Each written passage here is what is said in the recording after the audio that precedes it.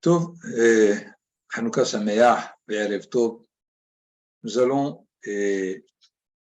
aborder le troisième acte, si on peut dire, de cet épisode de la famille de Yaakov Avinu, qui commence déjà dans Parashat Vayeshev, donc 3 parashiot, Vayeshev, Miketz et Vayigash.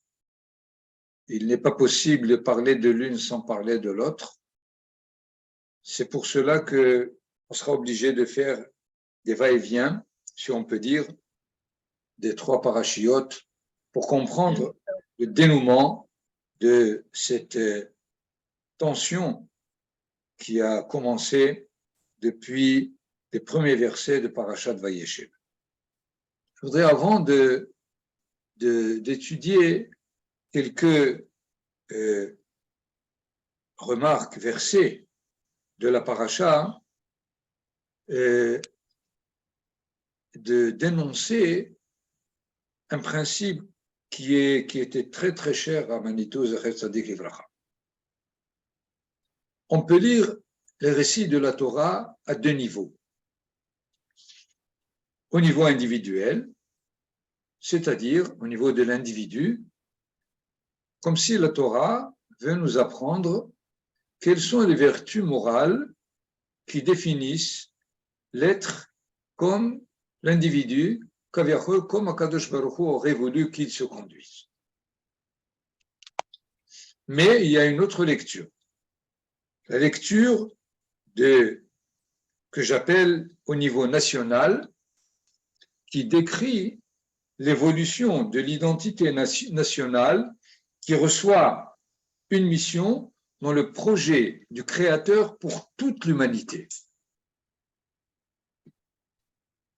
Ce qui fait cette deuxième lecture est nécessaire parce que, à plusieurs égards, la lecture au niveau individuel, au niveau des vertus morales que l'individu devrait acquérir, est certainement juste, correcte, mais des fois insuffisante, parce que il nous semble normal que ces vertus n'ont pas besoin même d'être racontées pour que l'homme ait besoin de les acquérir. La générosité, la modestie, la décence, tout ceci sont des valeurs que même celui qui n'a pas abordé la Torah peut de lui-même les comprendre comme nécessaires. À la limite, la Torah est donnée à celui qui est capable de ces vertus. Donc, d'une certaine façon, elle n'a pas besoin de les enseigner. C'est pour cela que je dis que la lecture au niveau national est essentielle. Et nous allons en donner quelques exemples dans l'étude de la paracha de Vayigash, qui est finalement le dénouement des 2 parachiotes qui précèdent Vayeshev et Miketz. A priori, on pourrait dire que la Torah nous enseigne la notion de la fraternité, étant donné que la nécessité de cette vertu, elle est ontologique à la création elle-même. Pourquoi? Le Créateur a créé sa créature. Dans cet acte, il a créé la dualité, par définition. Le Créateur et la créature. En plus, cette dualité va se traduire en pluralité, puisque déjà dès le 2e chapitre de la Torah, voici les générations ou l'histoire, si on peut dire, de la création, des créatures dans la création qui va se développer. Or, il est sûr que la pluralité comporte le risque de la rivalité.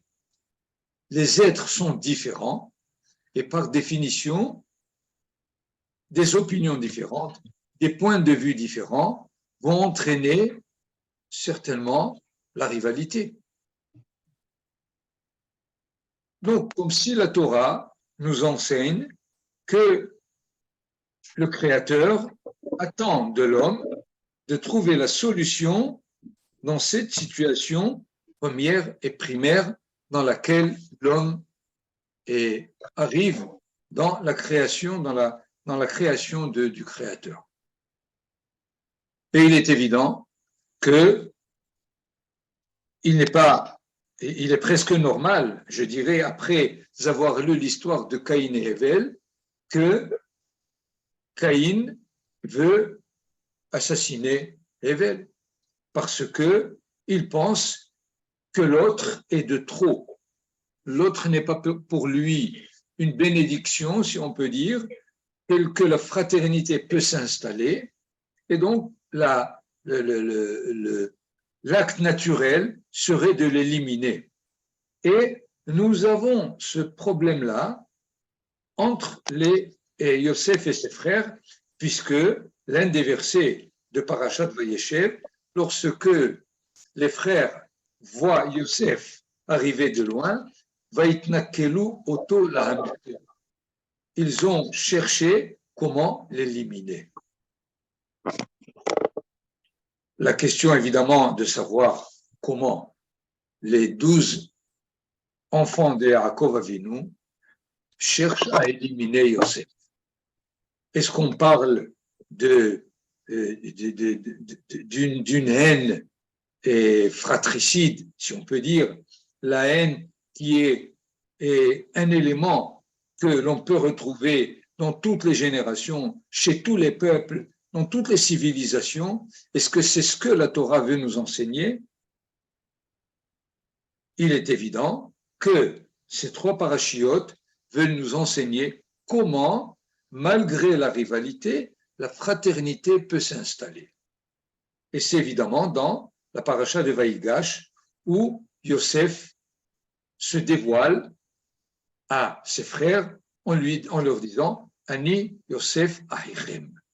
Il ne leur dit pas « Ani Yosef », mais il leur dit « Ani Yosef Ahichem », comme si je viens de me rendre compte que la fraternité s'est rétablie en ce moment, évidemment après le monologue de Yehuda, qu'il faudrait étudier de près, mais le récit de la Torah, à un niveau humain, veut nous enseigner que la fraternité est possible après la situation de distance, d'animosité, de rivalité. Évidemment, il nous reste encore tout le chemin de savoir pourquoi les frères veulent éliminer Yosef. Ils ont quand même, en ce moment, chacun, Yosef, s'il avait 17 ans, chacun a eu 17 plus au moins 7 ou 14, puisque dès que Yaakov Avinu a conclu avec son oncle Lavan d'avoir Rachel, il lui a donné Léa, il a donné immédiatement évidemment Léa en faisant les 7 ans, selon les commentateurs, est-ce qu'après les 7 ans, au début des 7 ans, quoi qu'il en soit, c'est sûr que Rachel a été donnée immédiatement et Léa a eu Réhouven 7 ans avant que Yosef ne soit là. Donc, ils étaient, si Yosef avait 17 ans, les autres avaient 24, 23, donc beaucoup plus adultes. Et dans ce sens, il nous est difficile d'imaginer que dans la famille où le père est Yaakov, il y ait de la haine. Parce que si c'est ainsi, c'est une famille comme toutes les autres. Comment ça se fait qu'il y a une sorte d'animosité entre les frères et Yosef? L'une des explications qui a été donnée par le Midrash et par les commentateurs d'ailleurs, c'est l'étape dans laquelle maintenant Yaakov et ses enfants se trouvent. C'est une étape qui est la suite de deux étapes où il y a eu une sorte de tri. Abraham Avinu, il a eu Yitzhak et Ishmaël. Et voilà que Ishmaël est mis de côté. Yitzhak, il a comme enfant Yaakov et Esav est mis de côté. Nous sommes maintenant à l'étape de Yaakov qui a 12 enfants, et voilà que Yaakov préfère Yosef. Yosef arrive avec ses rêves, et au fur et à mesure que l'histoire se développe, il semble qu'il représente plus l'identité d'Israël que les autres, puisque les autres vont être ses serviteurs, ses adjoints, et comme si il n'avait pas une part égale à la suite de l'histoire de cette famille.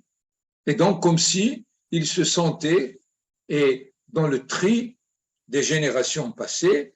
Et qui est-ce qui a causé ce tri? C'est finalement Yosef. Dans ce cas, il est là pour les annuler en tant qu'être participant à l'histoire d'Israël.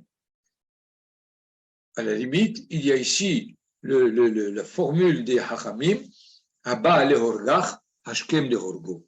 Celui qui veut annuler, c'est à toi de commencer par immédiatement l'annuler. Et on peut comprendre, étant donné qu'ils n'ont pas pour l'instant la suite de l'histoire, comment elle va se développer, on peut comprendre c'est ce sentiment de ne pas d'être rejeté par Yosef et Yaakov lui-même, puisque il donne à Yosef cette tunique qu'on appelle bariolée, ou avec des couleurs différentes. Ce qui est intéressant d'ailleurs que le Midrash dit que Yaakov Avinu a donné à tous des tuniques, et pas seulement à Yosef.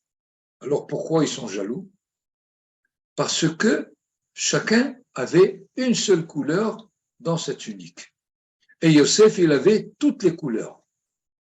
Donc il y a un signe comme si c'est lui qui est choisi, c'est lui qui va continuer l'histoire d'Israël. Et dans cette situation, ils ont cette crainte qui fait qu'ils ne peuvent pas supporter les rêves de Yosef, qui finalement leur explique que c'est lui l'essentiel et eux les subordonnés. Et finalement, l'histoire se développe telle que de la décision de vouloir l'éliminer, Réhouven propose de ne pas l'éliminer de façon active, mais de le jeter dans un puits et qu'il se débrouille. Arrive Yehuda, encore avec une autre solution, il ne faut pas le jeter, on va le vendre aux Ishmaélim et qu'il aille faire son histoire ailleurs. C'est-à-dire, la crainte, il faut comprendre la crainte des enfants de Yaakov Avinu. Nous, maintenant, on a lu cette histoire, chacun à son âge, peut-être 50 fois, 60 fois, et finalement, on connaît le déroulement avant d'avoir commencé à étudier le texte lui-même. Mais il faut étudier le texte sans avoir en tête ce qui va se passer. De cette façon, on pourrait peut-être nous mettre du côté des frères qui voient comment l'histoire passée a trié Ishmaël et Esav, et probablement que Yosef veut les trier aussi et les mettre de côté.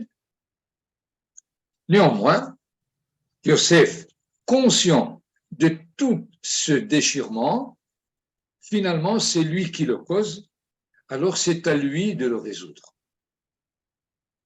Il le prend sur lui d'ailleurs, et finalement, avec Yehuda, il arrive à se dévoiler à ses frères pour leur dire, nous nous entendons, nous allons faire ensemble le chemin. Donc, c'est à ce premier niveau où on pourrait étudier le fait que le problème de la fraternité est résolu dans ces parachiotes. Et c'est important, étant donné que jusqu'à présent, la fraternité a plus dévoilé une rivalité qu'une union. D'ailleurs, les Hachamim posent la question, comment ça se fait que Yosef, alors qu'il est âgé de 30 ans,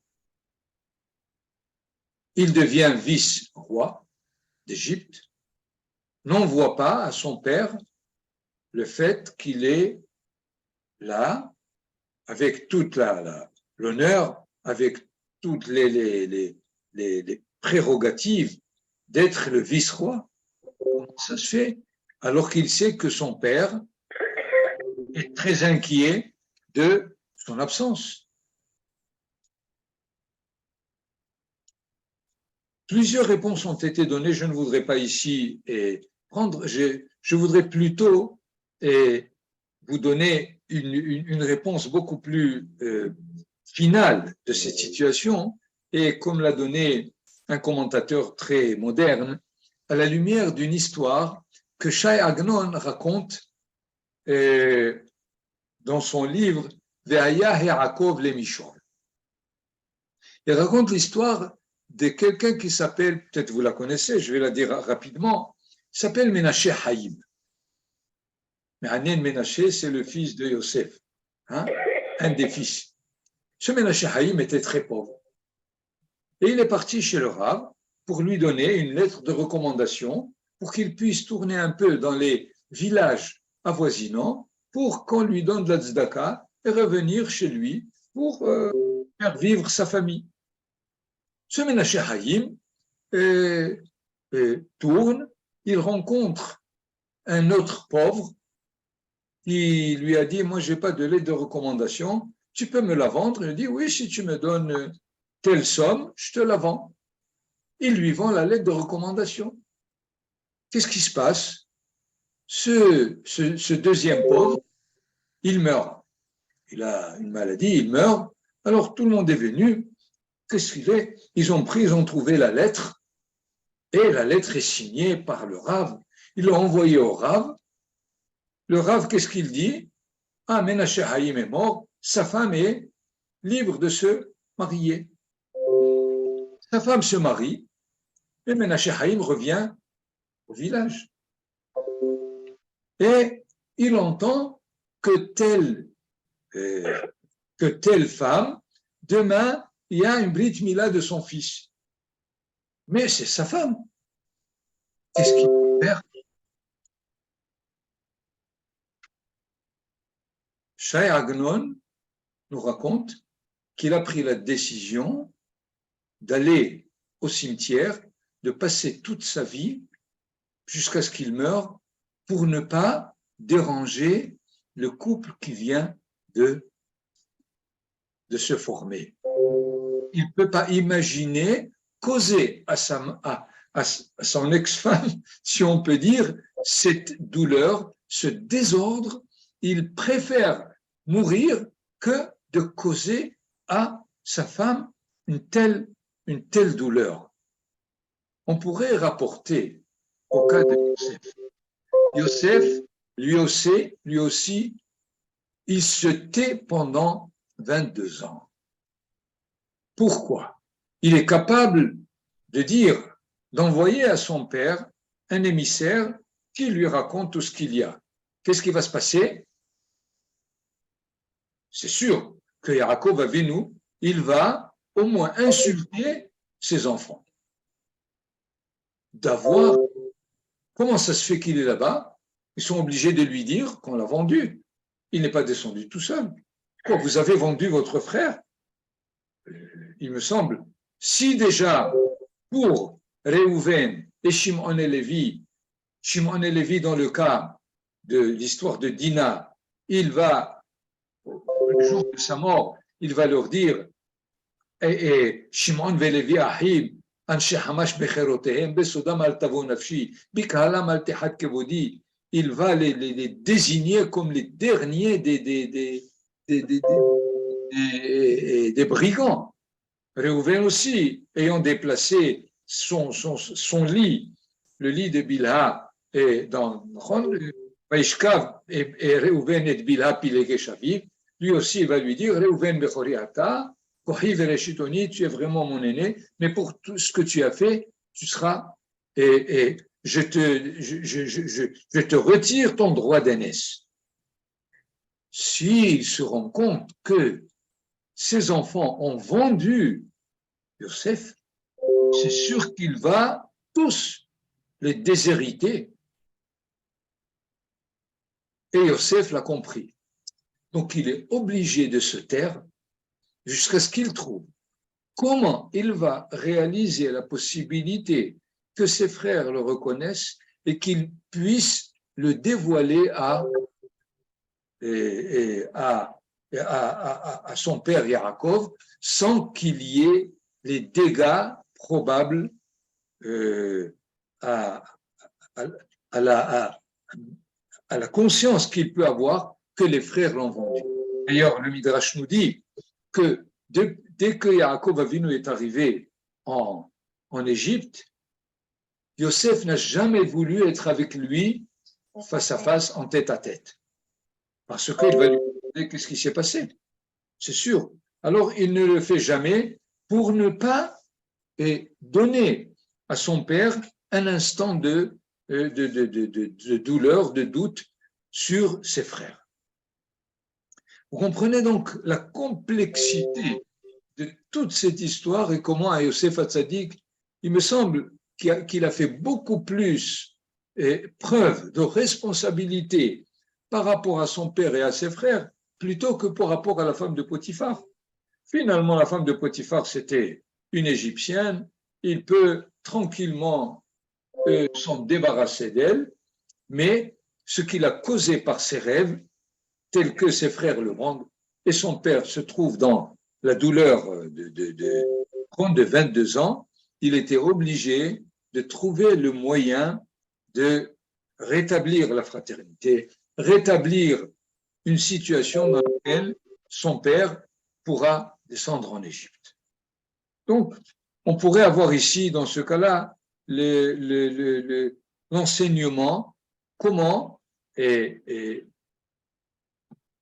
quelqu'un qui est moral devrait se conduire dans des situations analogues dans sa vie par rapport à ses frères ou par rapport à ses voisins et à celui qui est humain comme lui. À la limite, le ve'avta l'ereacha kamocha et a besoin de l'histoire de Yosef et de ses frères pour avoir un exemple réel de la difficulté de cette mitzvah.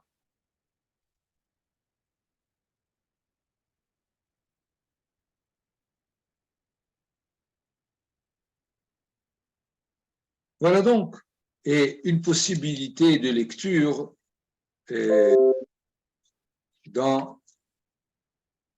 au niveau de la personne individuelle. Il y a encore un autre thème que l'on pourrait étudier à travers le moment où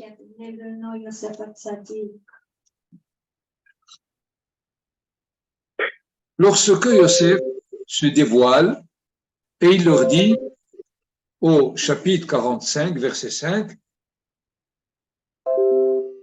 Ve'ata al te'atzevu ve'al yachar be'enechem ki mechartem oti hena ki lemechia shelachani Elohim lifnechem. Plus encore au verset 8, Ve'ata lo atem shelachtem oti hena. c'est pas vous qui m'avez envoyé ici, qui a Elohim. À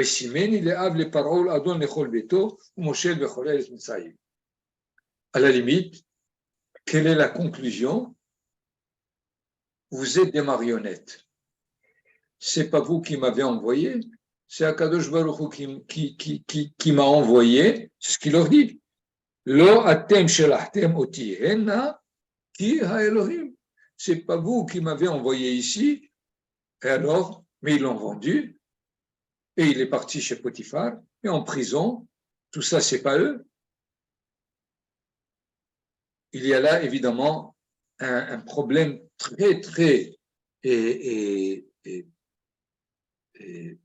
très, très, très important pour savoir de quoi il s'agit. Parce qu'il s'agit ici de généraliser. Ce n'est pas seulement dans le cas de Yosef et de ses frères, mais finalement, l'homme, là où il agit, il est sous l'obligation du projet divin qui doit réussir. La Torah ne nous raconte pas des histoires, elle nous raconte l'histoire du projet divin qui doit réussir. Et donc, sa réussite est au-delà de l'initiative humaine. Et donc, le libre arbitre humain c'est une ashlaya, c'est une idée, mais ce n'est pas réel, puisque si le projet divin doit réussir, l'homme n'y peut rien. Est-ce que c'est ainsi qu'il s'agit de comprendre les récits de la Torah? Parce que finalement, la Torah nous enseigne la volonté libre de l'homme et pour qu'il puisse réaliser les mitzvot de Hachem qui lui donne le mérite. Et si jamais on annule le libre arbitre humain, il n'y a plus de nécessité de réaliser quoi que ce soit. Comment doit-on comprendre ce paradoxe? Il semble que la Torah, et à travers aussi ce récit de Yosef et ses frères, veut nous enseigner un principe de base. Ce principe est le suivant. Le Créateur et l'homme sont deux partenaires. Et les deux travaillent ensemble. Comme exemple, nous avons ici, par exemple, le récit de la tunique de Yaakov pour Yosef, la vente de Yosef, ses frères le vendent, la femme de Potiphar, et finalement, on pourrait ajouter l'initiative de Tamar par rapport à Yehuda, puisque Yehuda a pris une femme, il a eu 3 enfants,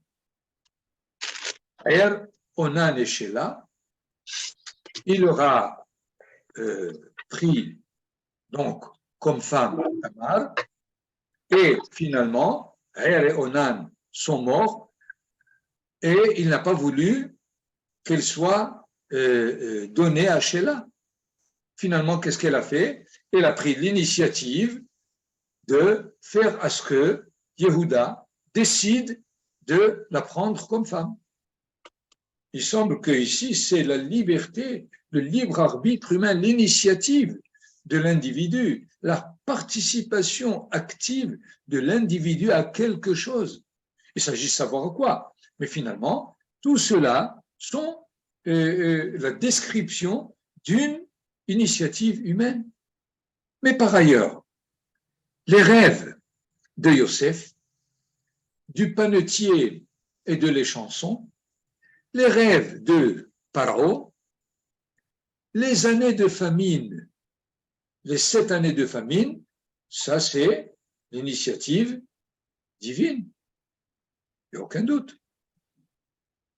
Et l'enchevêtrement de ces deux mouvements, c'est eux qui font avancer l'histoire au niveau du but qu'elle doit atteindre. Donc, il n'y a pas, et ici, à la limite, de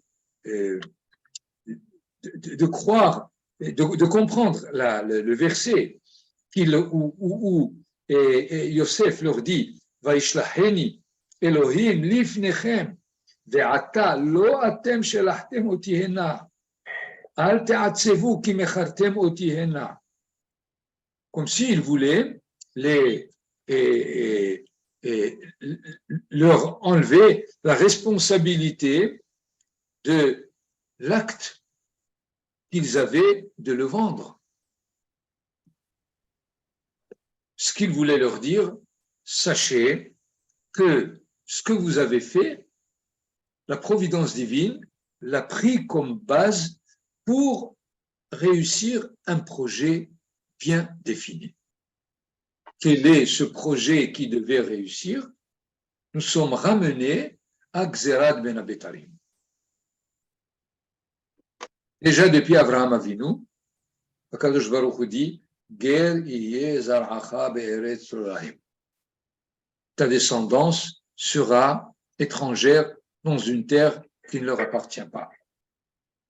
Va'avadum ve'inu otam, ils vont les asservir. Vegam et hagoy asher ya'avodu dan anochi ve'acharechen yetzeu berchush gadol. Et à Yaakov Avinu qui descend, il lui dit Al tira, qu'il est goy gadol asimech Hashem. C'est-à-dire que la providence divine a besoin que la famille de Yaakov descende en Égypte pour que de cette famille il sorte une nation.